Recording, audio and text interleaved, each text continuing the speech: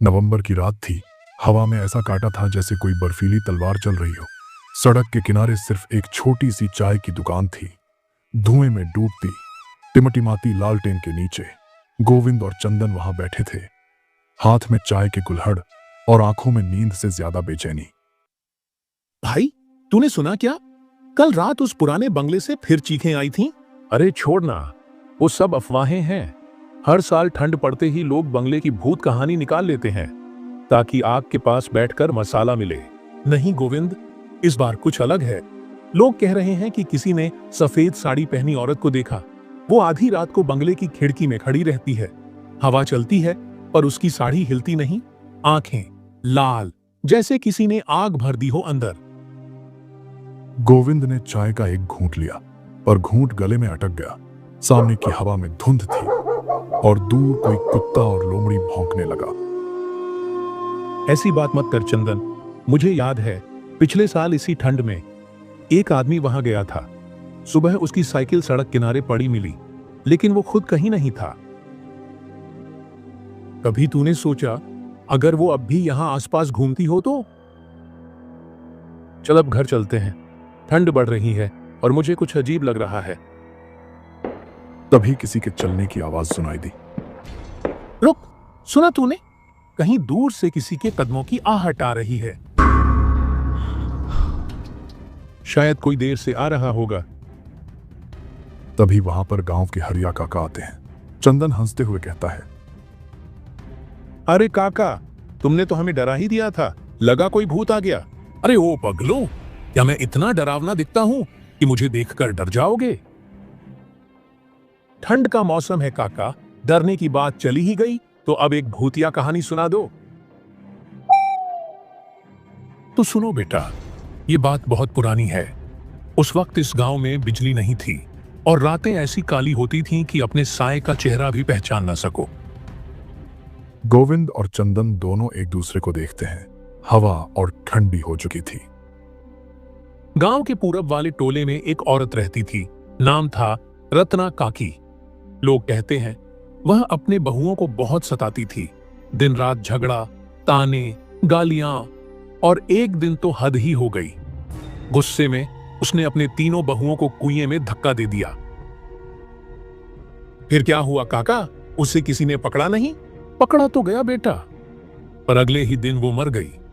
कोई नहीं जानता कैसे। बस सुबह उसकी लाश उसी कुएं के पास पड़ी थी। तब से लोग कहते हैं उसकी आत्मा को मुक्ति नहीं मिली। वो अब भी उस रास्ते पर भटकती है जहां से वो अपनी बहुओं को खींच ले गई थी। काका, क्या आज तक किसी ने उस आत्मा को देखा है? नहीं बेटा, आज तक किसी ने उसे साफ साफ नहीं देखा, लेकिन वह रुकते हैं। चाय की भाप में उनका चेहरा थोड़ा रहस्यमय दिखने लगता है। आज से ठीक कुछ साल पहले की बात है। मैं और मेरा दोस्त गंगाराम एक रात मेला से लौट रहे थे। हरिया, हमें मेले में रुकना नहीं चाहिए था। देख, कितनी रात हो गई है। अब आगे श्मशान भी पड़ेगा और वो पुराना कुआं भी। हाँ पता है, पर क्या करें, देर हो ही गई। अब तो घर जाना ही पड़ेगा। चल बस सीधे चलते रह, पीछे मत देखना। दोनों धीरे धीरे कदम बढ़ाने लगे। रास्ता बिल्कुल सुनसान था। कहीं कहीं झाड़ियों के बीच कुछ सरसराहट सी होती तो दोनों ठिठक जाते। जैसे ही वे श्मशान घाट के पास पहुंचे, चारों तरफ अजीब सी गंध थी, जैसे किसी ने अभी अभी चिता जलाई हो। हवा में राख के बारीक कण उड़ रहे थे। देख, श्मशान आ गया। मुझे तो बहुत डर लग रहा है हरिया। चल जल्दी निकल चल। डर मत रे, बस सिर झुकाकर निकल जा। श्मशान में जो भी होता है उसे देखने नहीं, पार करने आया है आदमी। दोनों जल्दी जल्दी कदम बढ़ाने लगे। श्मशान की सीमा पार करते ही हवा और ठंडी हो गई। ऐसा लगा जैसे तापमान अचानक नीचे गिर गया हो। अब वे कुएं के पास पहुंचने ही वाले थे। रास्ते के दोनों ओर नीम और बबूल के पेड़ थे। उनके बीच से जाती हवा सीटी बजा रही थी। हरिया, अब तो ये वही कुआं है ना जहां वो औरत डूब गई थी? हाँ वही, और लोगों ने कहा था कि उसकी आत्मा अब भी यहीं भटकती है। इतना कहते ही दोनों रुक गए।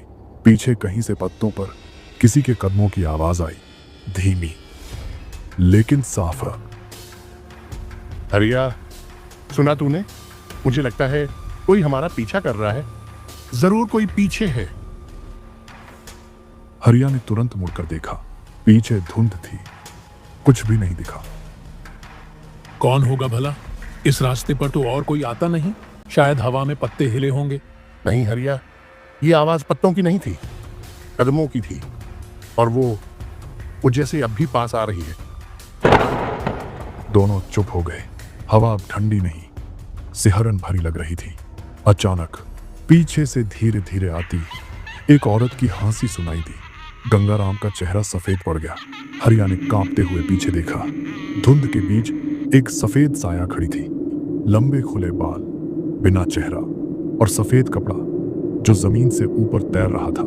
गंगाराम और हरिया दोनों पूरी तरह कांपने लगे। भाग गंगाराम, जल्दी भाग। वो वही श्रापित औरत है, वही जिसने अपनी बहुओं को मारा था। दोनों ने जान बचाकर दौड़ना शुरू किया। कुएं के पास की मिट्टी गीली थी, ठंड की ओस से फिसलन हो रही थी। गंगाराम दौड़ते दौड़ते अचानक फिसल गया। वह जमीन पर गिर पड़ा। गंगाराम, उठ, जल्दी उठ। लेकिन तभी कुएं के अंदर से एक ठंडी नीली रोशनी निकलने लगी। गंगाराम का शरीर अपने आप खींचने लगा, जैसे किसी अदृश्य हाथ ने उसकी टांग पकड़ ली हो। वह चिल्लाया, हरिया, बचा ले। गोविंद और चंदन सामने बैठे थे। हरिया काका उनकी तरफ देखते हुए कहते हैं, और उस रात गंगाराम कभी वापस नहीं आया। लोग कहते हैं उसकी आत्मा भी अब उसी कुएं में कैद है। उसके बाद से जो भी आदमी रात को उस रास्ते से गुजरा, उसे किसी ने फिर जिंदा नहीं देखा। गोविंद और चंदन सन्न रह जाते हैं। हवा फिर से ठंडी हो उठती है, जैसे कोई अदृश्य साया चाय की दुकान के पीछे से गुजरा हो। याद रखना बेटा, भूल कर भी उस कुएं के पास रात को मत जाना, वरना सुबह तक बस तुम्हारा नाम ही रह जाएगा।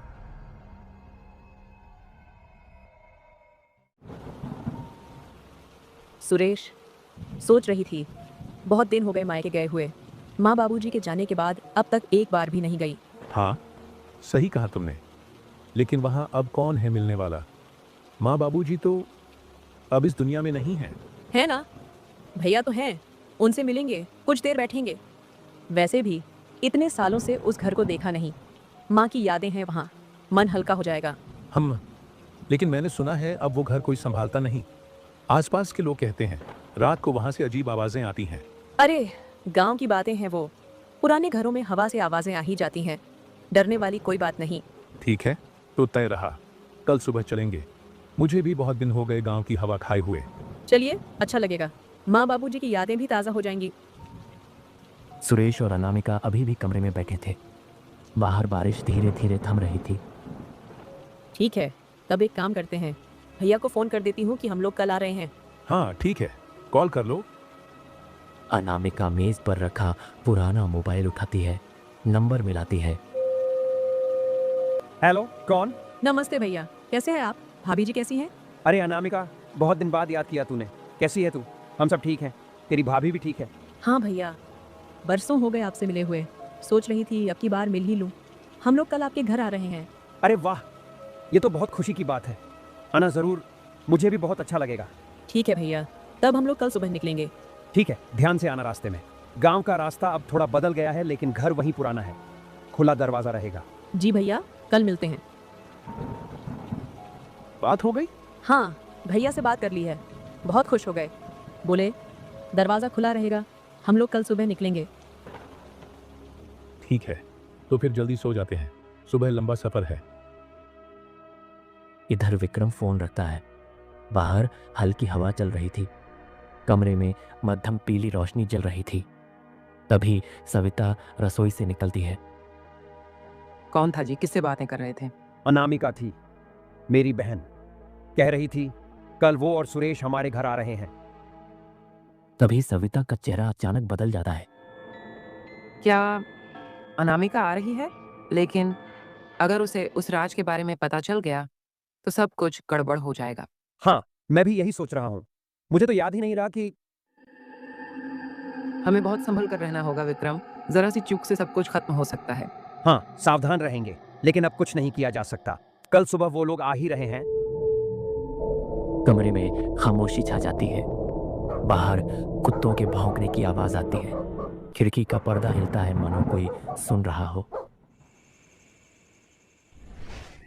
अगली सुबह सुरेश और अनामिका का घर, सुबह की हल्की धूप, दोनों तैयारी में लगे हैं। बैग पैक हो चुके हैं। चलो अनामिका, देर हो जाएगी। हाँ, बस ये पानी की बोतल रख दूं, हो गया। दोनों दरवाजा बंद करते हैं और बाहर निकलते हैं। अरे सुरेश बेटा, कहाँ जाने की तैयारी है? नमस्ते काका, बस बहुत दिन हो गए कहीं गए नहीं। अब सोचा थोड़ा घूम आते हैं। धर्मपुर जा रहे हैं। धर्मपुर? अरे वो तो बहुत दूर है बेटा, किससे मिलने जा रहे हो? काका, मेरा मायका वहीं है। माँ बाबूजी का घर है पुराना, वहीं 2-4 दिन रुकेंगे। अच्छा अच्छा, लेकिन किस में जाओगे तुम लोग? हम लोग ट्रेन से जाएंगे काका, बस में जाना संभव नहीं, मुझे उल्टी सी आती है। अच्छा बेटा, ठीक है, सावधानी से जाना। वैसे कब लौटोगे? बस 2-4 दिन में लौट आएंगे काका। और हाँ, हमारे घर का ध्यान रख लेना। चिंता मत करो बेटा, सब देख लूंगा मैं। सुरेश और अनामिका स्टेशन पहुंचते हैं। थोड़ी देर में ट्रेन आती है। दोनों ट्रेन में बैठते हैं और लगातार 8 घंटे की यात्रा के बाद धर्मपुर स्टेशन पहुंचते हैं।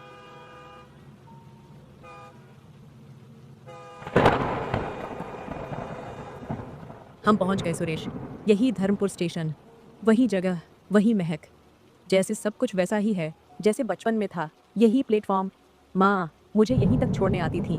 कितनी यादें हैं यहाँ, ऐसा लग रहा है किसी अपनों में खो गई हूँ। हाँ, लेकिन अब ये जगह थोड़ी सुनसान लग रही है। दोनों कुछ देर पुरानी बातें करते हैं। हवा में अजीब सी ठंडक थी। तभी सुरेश कहता है, अनामिका, तुम्हें पता है अभी रात के 2 बज चुके हैं। तुम्हारे भैया का घर यहाँ से 7 किलोमीटर दूर है। अब वहां तक कैसे जाओगे? अरे हाँ, मैंने तो सोचा ही नहीं। और ऊपर से ये बादल भी गरज रहे हैं। आसमान में बिजली चमकती है, गड़गड़ाहट होती है। चलो सड़क की तरफ चलते हैं, शायद कोई ऑटो या लोरी मिल जाए। दोनों स्टेशन से बाहर निकलते हैं और सड़क किनारे आते हैं। सड़क पर बस एक पुराना लैंप पोस्ट जल रहा था। आसपास सन्नाटा। ये रास्ता भी कितना सुनसान लग रहा है, एक भी गाड़ी नहीं जा रही। दोनों कुछ देर तक इंतजार करते हैं। हवा तेज होने लगती है और पत्तों की सरसराहट सुनाई देती है। अब क्या करें? आधा घंटा हो गया, कोई नहीं आ रहा। यहाँ और रुकने से बेहतर है, चलो हम लोग धीरे धीरे आगे बढ़ते हैं। शायद रास्ते में कोई ट्रक या लोरी मिल जाए। पागल हो गई हो क्या? इतनी सुनसान सड़क पर पैदल चलोगी? आगे तो जंगल भी है। तो क्या करें सुरेश, यहाँ खड़े रहना भी तो ठीक नहीं। चलो धीरे धीरे चलते हैं, शायद कोई सवारी मिल ही जाए। सुरेश गहरी सांस लेता है, बैग उठाता है और अनामिका के साथ चलने लगता है। दोनों सड़क पर धीरे धीरे बढ़ते हैं। पीछे स्टेशन की लाइटें धुंध में गायब हो जाती हैं। बस उनकी परछाइयाँ और कदमों की आवाज़ रह जाती है। दूर से एक उल्लू की आवाज़ आती है, फिर सब कुछ बिल्कुल शांत। रात का सुनसान रास्ता, हवा की सरसराहट और हल्की। सुरेश और अनामिका दोनों धीरे धीरे चल रहे हैं। दूर तक कोई आवाज़ नहीं, बस उनके कदमों की चरचर सुनाई देती है। आसमान में बादल छाए हैं, बीच बीच में बिजली चमकती है। तभी अनामिका अचानक रुक जाती है। क्या हुआ अनामिका, रुक क्यों गई? सुरेश, मुझे याद नहीं आ रहा कि भैया का घर किस तरफ है। ये रास्ता सही लग भी नहीं रहा। ये क्या पगली जैसी बात कर रही हो? एक तो इतनी सुनसान सड़क, ऊपर से रास्ता भी भूल गई। दोनों कुछ देर तक खामोश खड़े रहते हैं। हवा और ठंडी हो जाती है। दूर कहीं कोई उल्लू बोलता है, चलो इस तरफ चलते हैं, शायद यही रास्ता सही हो। मुझे कुछ जाना पहचाना लग रहा है। अगर ये रास्ता गलत निकला तो पता नहीं हम कहाँ पहुँच जाएंगे। इससे अच्छा है किसी से पूछ लेते हैं। इतनी रात को कौन मिलेगा पूछने के लिए सुरेश? चारों तरफ सन्नाटा है। दोनों कुछ देर तक चुप खड़े रहते हैं। तभी पीछे से किसी के कदमों की हल्की सर सर आवाज आती है, जैसे कोई रेत पर धीरे धीरे चल रहा हो। सुरेश, मुझे ऐसा क्यों लग रहा है जैसे कोई हमारे पीछे है। सुरेश पलट कर देखता है। दूर सड़क पर धुंध के बीच एक औरत खड़ी है और वह बिल्कुल स्थिर खड़ी है। ये इतनी रात को अकेली औरत यहाँ क्या कर रही होगी? शायद वो भी हमारे जैसी ही होगी, कहीं जा रही होगी। चलो उससे पूछ लेते हैं, शायद वो रास्ता बता दे। दोनों धीरे धीरे उस ओर बढ़ते हैं। हवा अचानक तेज हो जाती है। औरत वहीं खड़ी रहती है, बिल्कुल हिली तक नहीं। माँ जी, क्या आप बता सकती हैं धर्मपुर में नगरोला किस रास्ते से जाया जाता है? हमें अपने भाई के घर जाना है। औरत स्थिर खड़ी रहती है, कोई जवाब नहीं देती। उसका चेहरा अब भी झुका हुआ है। माँ जी, हम रास्ता भटक गए हैं, क्या हमें सही रास्ता बता सकती हैं? फिर भी कोई जवाब नहीं। औरत वैसे ही खड़ी है।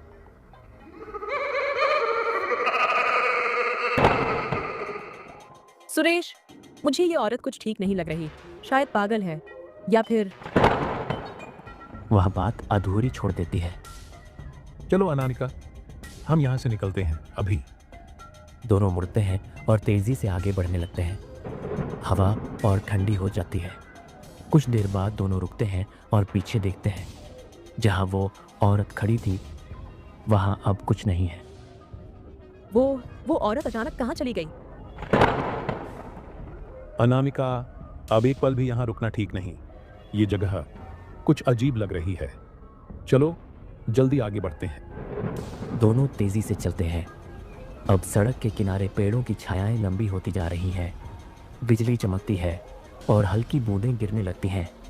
कुछ दूरी आगे एक पुराना घर दिखाई देता है। देखो सुरेश, सामने एक घर नजर आ रहा है। चलो, शायद वहाँ कोई हो, हमें रास्ता बता देगा। दोनों घर के सामने पहुंचते हैं। अनामिका दरवाजे पर दस्तक देती है। ठक ठक, अंदर से कुछ देर सन्नाटा। दरवाजा खुलता है। एक बूढ़ा आदमी सामने खड़ा है, सफेद बाल। क्या हुआ बेटा? इतनी रात को तुम दोनों कहाँ जा रहे हो? बाबूजी, हम अपने भाई के घर जा रहे हैं। विक्रम नगरोला में रहते हैं। बूढ़ा आदमी ध्यान से अनामिका को देखता है, फिर हल्की मुस्कान देता है। अच्छा, तो तुम हीरालाल की बेटी हो? आपको कैसे पता चला कि मैं हीरालाल की बेटी हूँ? हीरालाल मेरा अच्छा दोस्त था बेटा। बहुत साल पहले की बात है।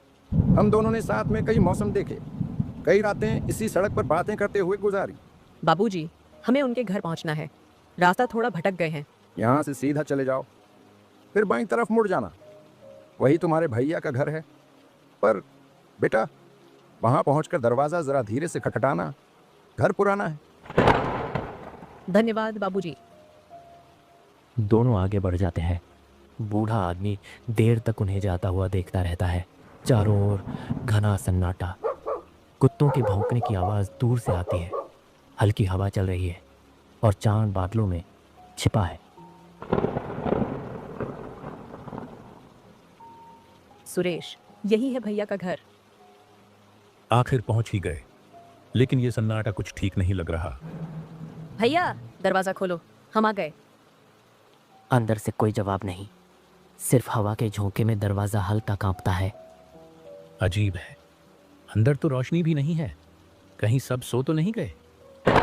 पीछे से फिर वही आवाज, खर खर, जैसे कोई कदम बढ़ा रहा हो।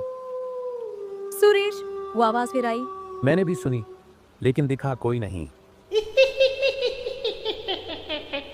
तभी विक्रम दरवाजा खोलता है। अरे, तुमने तो कहा था कि हम पहुंचने से पहले दरवाजा खोल कर रखोगे, लेकिन हम तो कब से खटखटा रहे हैं। माफ करना दीदी, आंख लग गई थी। पुराना घर है, नींद जल्दी लग जाती है। आओ अंदर बातें करते हैं। बहन, पहले ये बताओ, तुम दोनों को रास्ते में आने में कोई परेशानी तो नहीं हुई? नहीं भाई, बस ऑटो नहीं मिला, इसलिए हम दोनों पैदल ही आ रहे थे। लेकिन रास्ते में एक औरत दिखी थी। वह बहुत अजीब तरह से खड़ी थी। तुम दोनों ने उसे देखा? क्यों भाई, कौन थी वो औरत? वो औरत कोई साधारण इंसान नहीं, वह एक श्रापित आत्मा है। बहुत साल पहले इसी गांव में उसकी मृत्यु हुई थी। बाबा ने बताया था कि अभिशाप के कारण वह आत्मा फिर से इस दुनिया में लौट आई है। लेकिन उसने तुम्हें कोई नुकसान नहीं पहुंचाया?